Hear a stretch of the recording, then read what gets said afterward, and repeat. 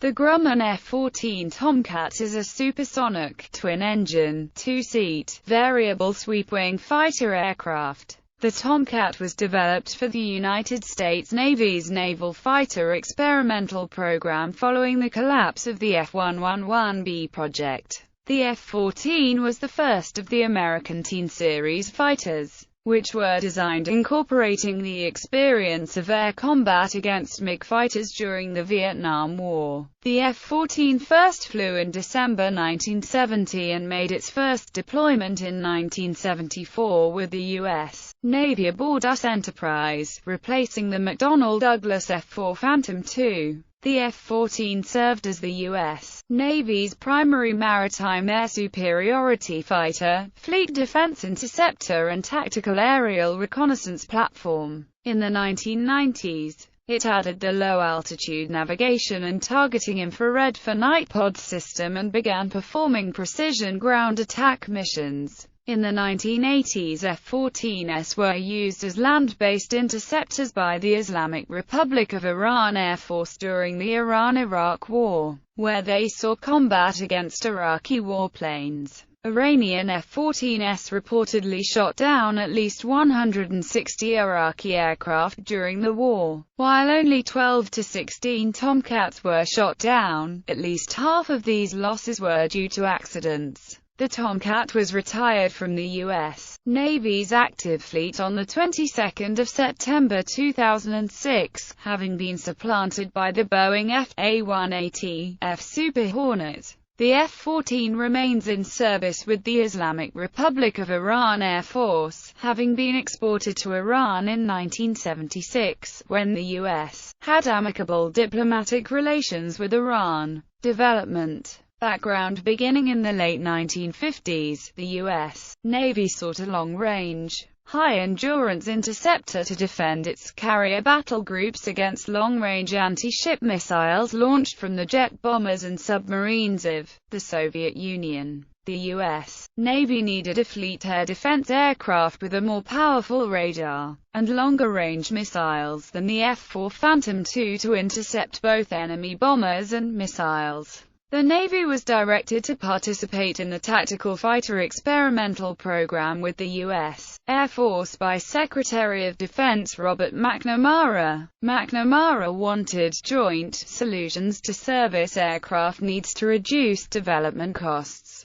and had already directed the Air Force to buy the F-4 Phantom II, which was developed for the Navy and Marine Corps. The Navy strenuously opposed the TFX as it feared compromises necessary for the Air Force's need for a low-level attack aircraft would adversely impact the aircraft's performance as a fighter. Weight and performance issues plagued the U.S. Navy F-111B variant for TFX and would not be resolved to the Navy's satisfaction. The F-111 manufacturer General Dynamics partnered with Grumman on the Navy F-111B. With the F-111B program in distress, Grumman began studying improvements and alternatives. In 1966, the Navy awarded Grumman a contract to begin studying advanced fighter designs. Grumman narrowed down these designs to its 303 design. Vice Admiral Thomas F. Connolly, Deputy Chief of Naval Operations for Air Warfare,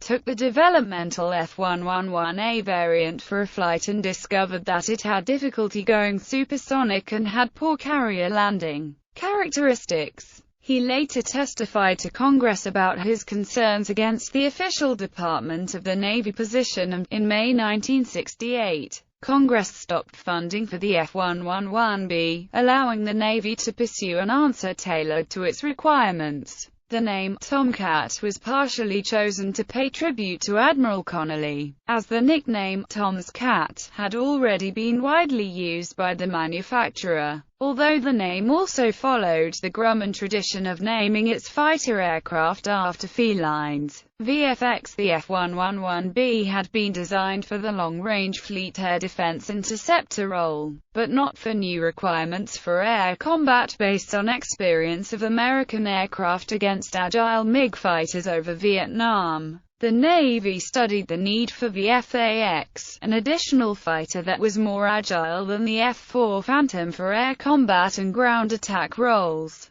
Grumman continued work on its 303 design and offered it to the Navy in 1967, which led to fighter studies by the Navy. The company continued to refine the design into 1968. In July 1968, the Naval Air Systems Command issued a request for proposals for the Naval Fighter Experimental Program. VFX called for a tandem two-seat, twin-engined air-to-air fighter with a maximum speed of Mach 2.2. It would also have a built-in M61 Vulcan cannon and a secondary close air support role. The VFX's air-to-air missiles would be either 6 AIM-54 Phoenix or a combination of 6 AIM-7 Sparrow and 4 AIM-9 Sidewinder missiles. Bids were received from General Dynamics, Grumman, Ling-10 Covert, McDonnell Douglas and North American Rockwell. 4 bids incorporated variable geometry wings. McDonnell Douglas and Grumman were selected as finalists in December 1968. Grumman was selected for the contract award in January 1969. Grumman's design reused the TF-30 engines from the F-111B, though the Navy planned on replacing them with the Pratt & Whitney F-401-400 engines under development for the Navy, along with the related Pratt & Whitney F-100 for the USAF. Though lighter than the F-111B, it was still the largest and heaviest U.S. fighter to fly from an aircraft carrier, a consequence of the requirement to carry the large -9 Aruban Florins radar and AIM-54 Phoenix missiles and an internal fuel load of 16,000 pounds. Upon winning the contract for the F-14, Grumman greatly expanded its Caverton, Long Island, New York facility for evaluating the aircraft. Much of the testing, including the first of many compressor stalls and multiple ejections, took place over Long Island Sound. In order to save time and forestall interference from Secretary McNamara, the Navy skipped the prototype phase and jumped directly to full-scale development. The Air Force took a similar approach with its F-15. The F-14 first flew on 21 December 1970, just 22 months after Grumman was awarded the contract, and reached initial operational capability in 1973. The United States Marine Corps was initially interested in the F-14 as an F-4 Phantom II replacement, going so far as to send officers to Fighter Squadron 124 to train as instructors.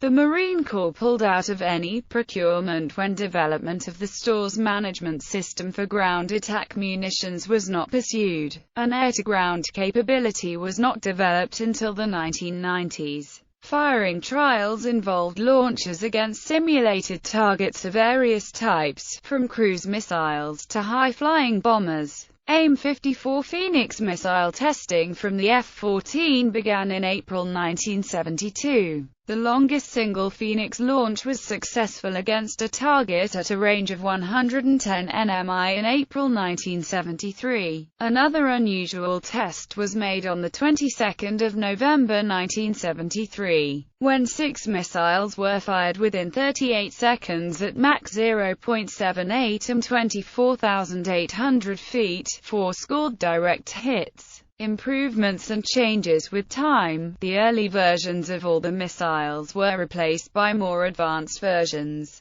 especially with the move to full solid-state electronics that allowed better reliability, better ECCM, and more space for the rocket engine. So the early arrangement of the AIM-54A Phoenix active radar air-to-air missile, the AIM-7E2 Sparrow semi-active radar homing air-to-air missile, and the AIM-9J Sidewinder heat-seeking air-to-air missile was replaced in the 1980s with the B and C version of the Phoenix, the F.M.P for Sparrows, and with the Sidewinder, L and M. Within these versions there are several improved baches. The Tactical Airborne Reconnaissance Pod system was developed in the late 1970s for the F-14. Approximately 65 F-14As and all F-14Ds were modified to carry the pod. TARPS was primarily controlled by the radar intercept officer, who had a specialized display to observe reconnaissance data. The TARPS was upgraded with digital camera in 1996 with the TARPS Digital. The digital camera was further updated beginning in 1998 with the TARPS Completely Digital configuration that provided real-time transmission of imagery. Some of the F-14A aircraft underwent engine upgrades to the GE F-110-400 in 1987. These upgraded Tomcats were redesignated F-14A+, which was later changed to F-14B in 1991. The F-14D variant was developed at the same time. It included the GE F-110-400 engines with newer digital avionics systems such as a glass cockpit, and compatibility with the Link 16 secure data link. Adding ground attack capability in the 1990s. With the pending retirement of the A-6 Intruder, the F-14 air-to-ground program was resurrected.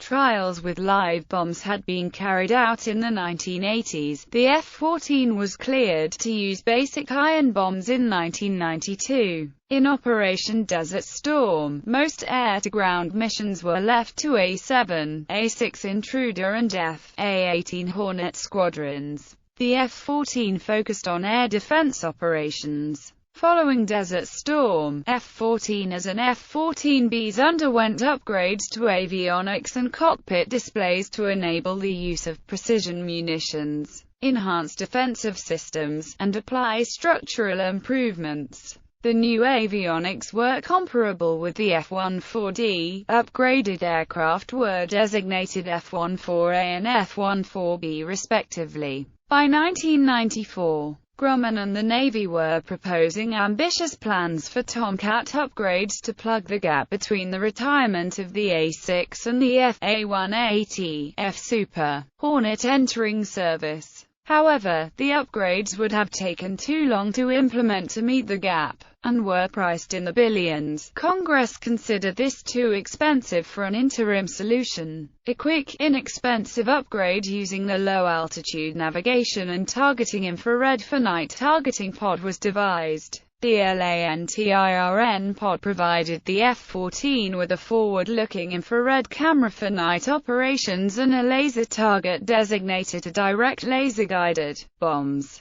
Although LANTIRN is traditionally a two-pod system, an AAQ-13 navigation pod with terrain-following radar and a wide-angle FLIR, along with an AAQ-14 targeting pod with a steerable FLIR and a laser target designator, the decision was made to only use the targeting pod.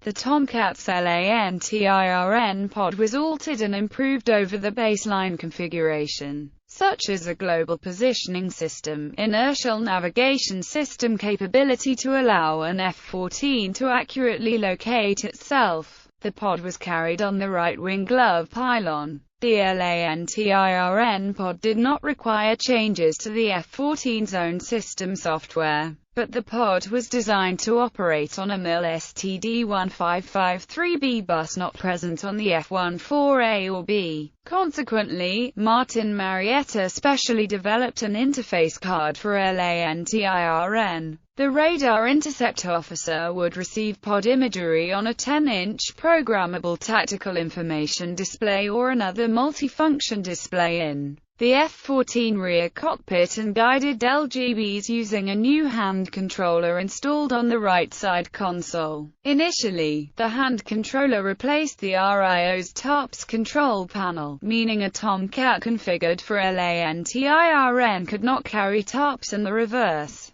But eventually a workaround was later developed to allow a Tomcat to carry LANTIRN or TARPS as needed. An upgraded LANTIRN named LANTIRN 40K for operations up to 40,000 feet was introduced in 2001. followed by Tomcat tactical targeting and fast tactical imagery, to provide precise target coordinate determination and ability to transmit images in flight. Tomcats also added the ability to carry the GBU-38 Joint Direct Attack munition in 2003, giving it the option of a variety of LGB and GPS-guided weapons. Some F-14Ds were upgraded in 2005 with a Rover 3 full-motion video downlink, a system that transmits real-time images from the aircraft's sensors to the laptop of forward air controller on the ground.